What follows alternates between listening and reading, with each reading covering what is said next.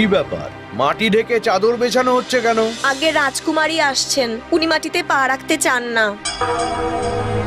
মা, মাটি, ঘাস, রোদ এগুলোকে স্পর্শ করে দেখো, খুব ভালো লাগবে। না পিতা, কখনো না। মাটি লাগলে আমার পা নোংরা হয়ে যাবে।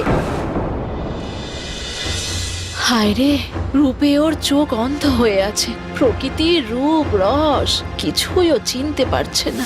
এই যদি রাজ্যের উত্তরসূরি হয়, তাহলে রাজ্যের প্রজাদের যে কি হবে। হাতিমপুর রাজ্যের রাজকুমারী কল্পনা অত্যন্ত অহংকারী। রূপের দেমাকে তার পা মাটিতে পড়ে না। দাসদাসীরা তার জন্য সারাক্ষণ তটস্থ থাকে। রাজা রানী দুজনেই এ নিয়ে খুবই চিন্তিত। আর একটু হালুয়া দেব মা? না,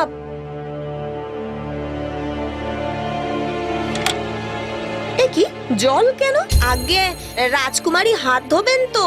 বলেছি না, জলে আমার হাতের চামড়া নষ্ট হয়ে যায়। মা গো, জল ছাড়া মানুষ বাঁচে না। তুমি জলকে এভাবে অপমান করো না মা। বাজে কথা। এই, তোদের কথা কি কানে যায় না? বেরো এখান থেকে, যা।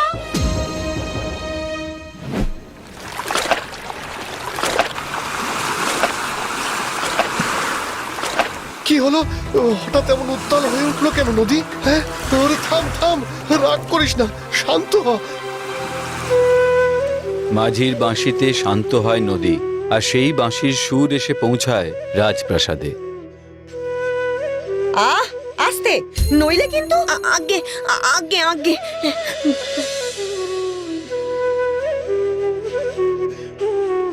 বাহ, কি সুন্দর বাঁশির সুর। কে বাজায়? আগে মাঝি। ডেকে নিয়ে আয় তাকে, আমি বাঁশি শুনবো। আগে যা, এক্ষুনি যা।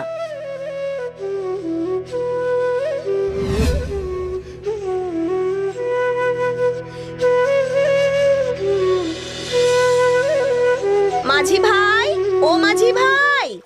কি গো মেয়ে? আমাদের রাজকুমারী তোমার বাঁশি শুনতে চায়। তুমি চলো আমার সাথে রাজপ্রাসাদে। তা তো হবে না মেয়ে, আমার সুর এই প্রকৃতির। সেই সুর শুনতে গেলে যে প্রকৃতির কোলেই তাকে আসতে হবে। না না, রাজকুমারী বাইরে বেরোন না। কেন গো মেয়ে? তার রূপ এই রোদে জলে নষ্ট হয়ে যাবে যে। বোকা রাজকুমারী, তাকে গিয়ে বলো আমি নদী ছেড়ে ওই ইট পাথরের জঙ্গলে যাব না। বাঁশি শুনতে হলে তাকে এখানেই আসতে হবে। হ্যাঁ, সর্বনাশ, কি হবে এবার? হ্যাঁ,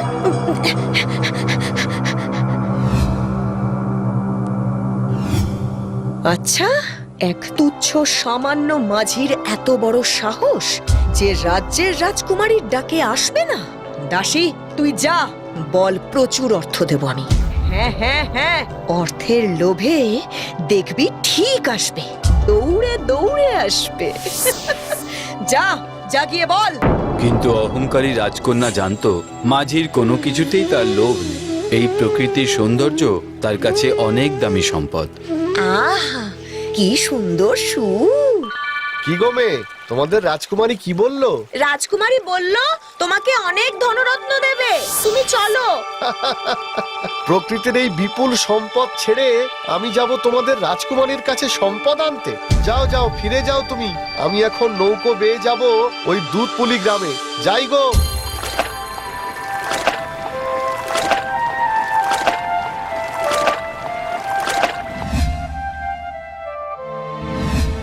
কি বললি? প্রকৃতির সম্পদ?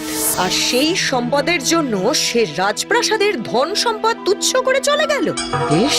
পিতা, পিতা, কি হয়েছে মা? পিতা, আপনি ওই নদীর ধারে যে বাঁশিওয়ালা মাঝি আছে তাকে ধরে নিয়ে আসুন। কেন মা, সে কি অন্যায় করেছে? সে আমার ডাক অস্বীকার করেছে। মা, সে তো তার ইচ্ছে, কিন্তু এটা তো কোনো অন্যায় নয় মা। আর একজন নির্দোষ ব্যক্তিকে আমি কিছুতেই ধরে আনতে পারবো না, এটা রাজধর্ম নয়। বেশ, তাহলে আমি নিজে যাব তার কাছে, তার অহংকার চুরমার করে দেব। দাসী, পালকি সাজাতে বল। আগে।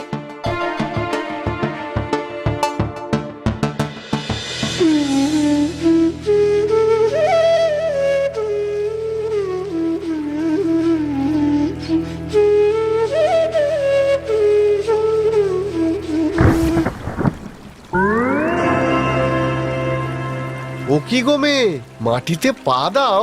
মাটিতে ঘাসে পা পড়লে যে কত আরাম, না রাখলে বুঝবে কি করে? তুমি বোধহয় জানো না আমি কে। উনি আমাদের রাজকুমারী। ও, রাজকুমারী মানে সেই মেয়ে যে বারবার আমাকে এই প্রকৃতির বুক থেকে ওই ইটকাঠের জঙ্গলে নিয়ে যেতে চেয়েছিল। তোমার তো খুব স্পর্ধা, সামান্য মাঝি হয়ে রাজকুমারীর ডাককে অবহেলা করছো। মাঝি বলেই তো এই প্রকৃতিতে বাঁচি। জানো কত রকমের জল হয়? জলের আবার ধরন কি? সে তো ওই একই রকম। না, নদীর জল, পুকুরের জল বা বৃষ্টির জল সব আলাদা আলাদা।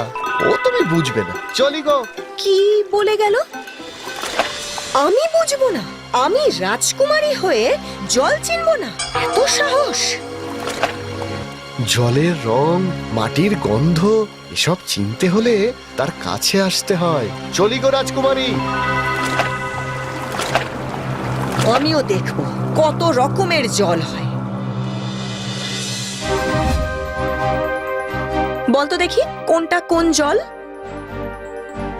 এটা পুকুরের জল, এটা নদীর জল, এটা বৃষ্টির জল, আর এটা থাম থাম, কোনো পার্থক্য নেই।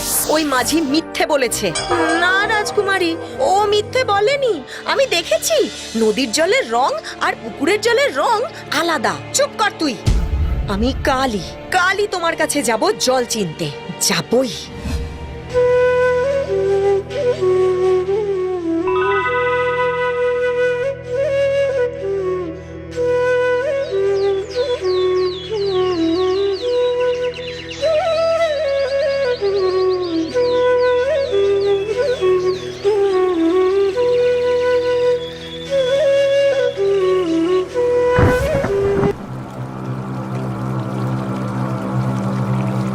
ওটা লাগবে না, সরিয়ে নাও।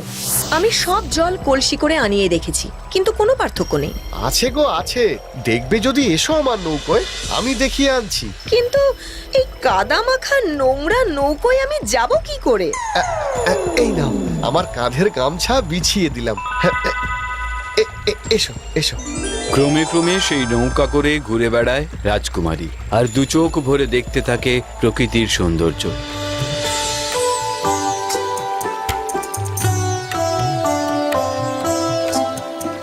আচ্ছা, তুমি আমায় যে পাহাড়ের গল্প বলো, সেই পাহাড় কেমন দেখতে? খুব সুন্দর। পাহাড় দেখতে না খুব ইচ্ছে করছে জানো। বেশ তো, নিয়ে যাব একদিন। না, একদিন নয়, আজই। না না, আজ নয়। দেখো মেঘ করেছে, ঝড় উঠতে পারে। উঠুক, তুমি তো আছো। চলো না, চলো। না না, শোনো, কাল না হয়। আজই।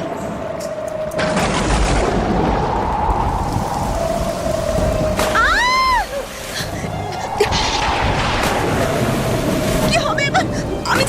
আমি যে সাঁতার জানি না। ভয় নেই, শক্ত করে আমার হাত ধরে রাখো। রাজকুমারীকে শক্ত করে ধরে মাঝি সাঁতার কাটতে থাকে, কিন্তু ক্রমশ তলিয়ে যায় নদীর তলায়, আর তলাতে তলাতে পৌঁছে যায় লতাগুল্ম ঘেরা অগাধ জলের রাজত্বে। সেখানে মাছেরা খেলা করছে। সে এক অদ্ভুত সুন্দর দেশ। আহ, কি সুন্দর জলের তলাটা! এ যেন এক অন্য রাজ্য। এমন সুন্দর তো আমাদের রাজপ্রাসাদও নয়। সব সোনাদানার উজ্জ্বল আলো এখানে ম্রিয়মান। মাঝি, এ তুমি আমায় কোথায় নিয়ে এলে? মন বলছে এখানেই থেকে যাই, কিন্তু সে যে অসম্ভব, তাই না মাঝি?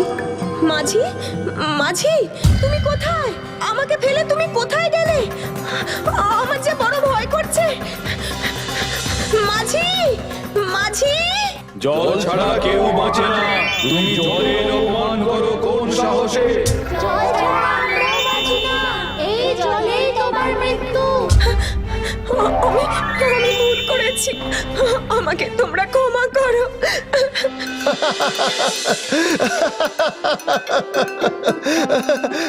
ওরে থাম তোরা, ও তো ভুল স্বীকার করেছে।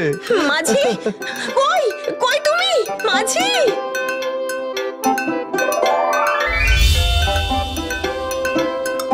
এ কি মাঝি, তুমি মানে রাজপোশাক? আমি এই জলের রাজা, নৌকো নিয়ে জলের উপর মাঝে মাঝেই ঘুরে বেড়াই। তোমার চিন্তা নেই, তুমি যাও, কেউ তোমার কিচ্ছু করবে না। ওই মাছ তোমায় পৌঁছে দেবে। তবে মনে রেখো, আর কখনো জলের অপমান করো না। না না না, আমি তোমাকে ছেড়ে কোথাও যাব না। তুমি আমায় বিবাহ করো মাঝি, তুমি আমায় বিবাহ করো। কিন্তু আমি তো জলে থাকি। বেশ, তাহলে আমিও এখানেই থাকবো তোমার সাথে। বেশ, তাহলে তো তোমার পিতার অনুমতি লাগবে। বেশ তো, তাহলে চলো। বেশ, চলো তাহলে।